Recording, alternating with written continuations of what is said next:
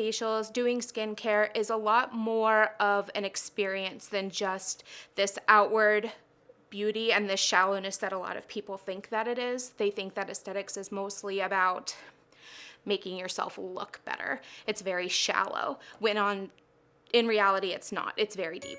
My name is Laken Poremski, and this is my advice. I am a licensed esthetician. I've been in the beauty industry since 2005. I went to school originally for cosmetology. And in 2013, I went back to school after I discovered an absolute love for skincare and became an esthetician. So I've been doing this for just about 10 years now. And why I love skincare is really because it gives you a chance to sort of touch a person in a way that maybe they aren't used to. Skin and faces are very personal, and that's something that a lot of people shy away from. And it gives us an opportunity to really create a bond with another human that maybe they aren't getting somewhere else. I focus on skincare itself, mostly just facials, and I also do body waxing, full body waxing. Which also has its benefits as well. Giving facials, doing skincare is a lot more of an experience than just this outward beauty and the shallowness that a lot of people think that it is. They think that aesthetics is mostly about making yourself look better. There's a misconception of skincare as being superficial and it being this luxury service.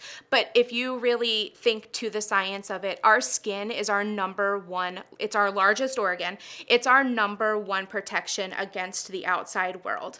Our faces are never covered. The number one thing that we look for when we are doing aesthetics is we're looking for those signs of damage to your skin. Is there something you need to be concerned about? So it's important to get these treatments every 4 weeks if it's something that you're trying to put off, because we want to make sure that we're keeping our skin healthy.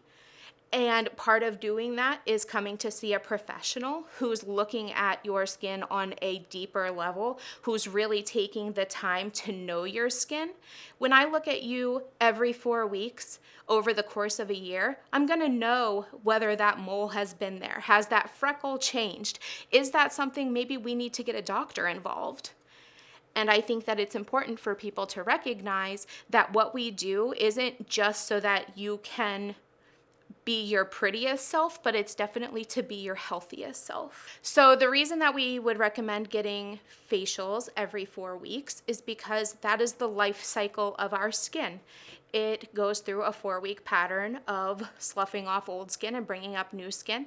As we age, all of that slows down. And so when you come in every 4 weeks, we really want to make sure that we're continuing to see the effects of the product that we're using on your skin. Doing that at home also helps those effects last longer. And we can really interrupt that aging process, that hormonal process, any of those processes that we want to balance out. For various skin types, which would be dry or oily, we can help those by balancing whatever the issue is. If you have dry skin, we want to put water and oil into the skin. If you have oily skin, we want to take that away and maybe help mattify you. And all of those are going to be done with the certain products that we use and with the different manipulations that we do. In a facial, it seems like you're just laying there getting massaged so that you feel better, but really what we're doing is we're manipulating the skin in a way that brings a lot of blood flow. Blood flow brings new oxygen up to the skin. It allows things to heal that maybe are broken. It allows the elasticity to come back to the skin by promoting collagen regrowth. It's doing a lot more than just relaxing you. It's helping to bring all of that youth back to your skin. Now, in certain clients, maybe they can't get the massage because they're sensitive, they're acneic, they're rosacea prone. And in that case, what we would do is maybe just do something more cooling, more calming, something to help make their skin just feel good. That's the whole point of getting facials, is to feel good. Stress shows on our face, hormones show on our face, anxiety shows on our face. All of these things will eventually come forward. Hopefully, when you leave our treatment room, you are feeling empowered to go home and to live a better, healthier life, because you don't want those things to show on your face. You want to feel healthy and it show healthy, and that is not superficial. The people who typically come to an esthetician are usually someone who starts out with something that they're trying to battle. A lot of times it's acne and aging. Those are probably the two people that you're going to get the most. We get a lot of moms who want to get their kids on the right track for learning how to take care of their skin at a young age. And then we have a lot of older people who maybe they didn't know how to take care of their skin when they were younger, and they're learning to now. We invite everybody to come get skincare though. It really can't be overstated how important it is to take care of your face and take care of your skin and learn how to properly do your washing routine, your skincare routine. In addition to getting a facial, you can also get this similar treatment on your back. It tends to be a place where we also get sweaty and we have hair there. So you'll end up with blemishes maybe. Also, they just feel good. They're a little bit of a massage mixed with a little bit of a cleanse, and it's great to have that extra bit of exfoliation. Just feels nice on the back. But also, it helps with that cell turnover as well if you're a person maybe who's prone to back acne or backne.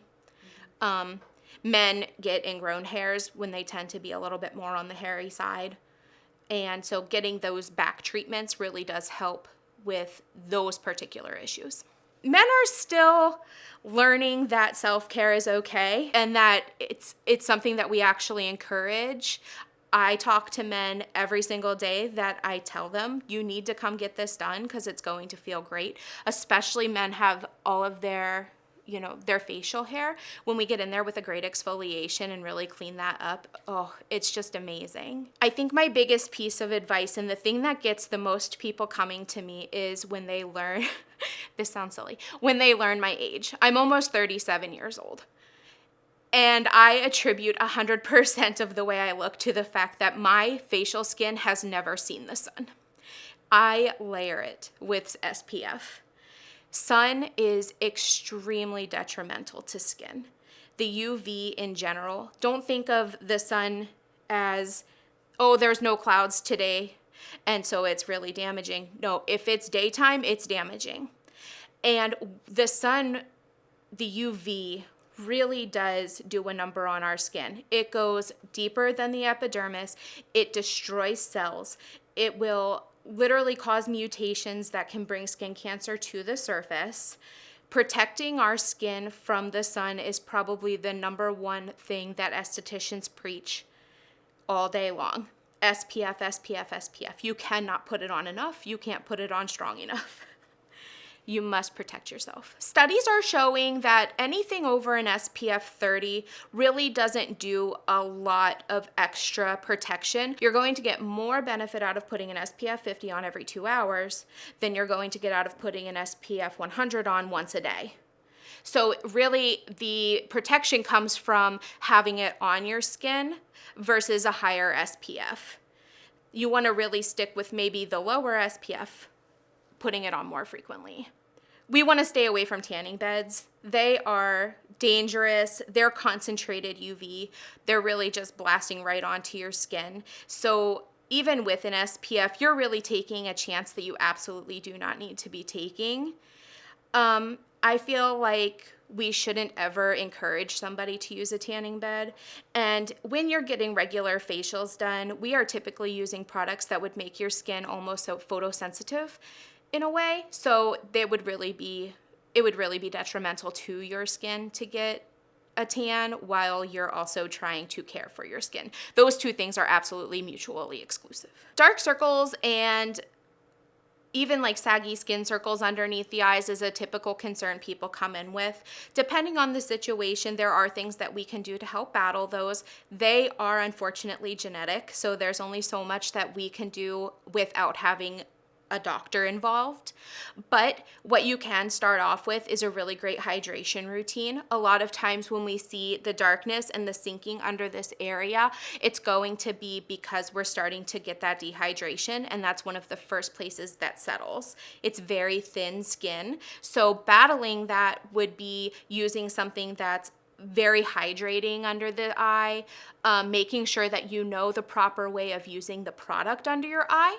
We get a lot of people who think the best thing to do is just go with a bunch of stuff, when really what you want to do is stay in this area and enhance the muscles that are already there as opposed to going against them and causing that sag. Dark circles can be battled again similarly because there are a lot of blood vessels around the eye, and what you're seeing is actually like a bruise, almost like it coming through. It's not broken blood vessels, it's just similar in that way. When you're looking at a list of services that a salon or a spa offers as far as facials go, a good place to start would be with whatever is marketed as their basic European 60-minute facial.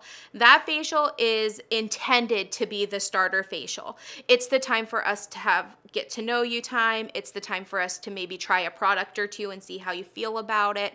From there, the choices would typically be something for brightening, which is going to be for a person who maybe feels like their skin is dull and it needs to liven up a little bit.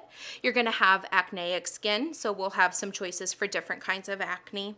You're going to have anti-aging, which is exactly what it is. It's generally the most, I'm going to say aggressive facials because they tend to have more exfoliation, they tend to have more peels, they do tend to be the more expensive facial.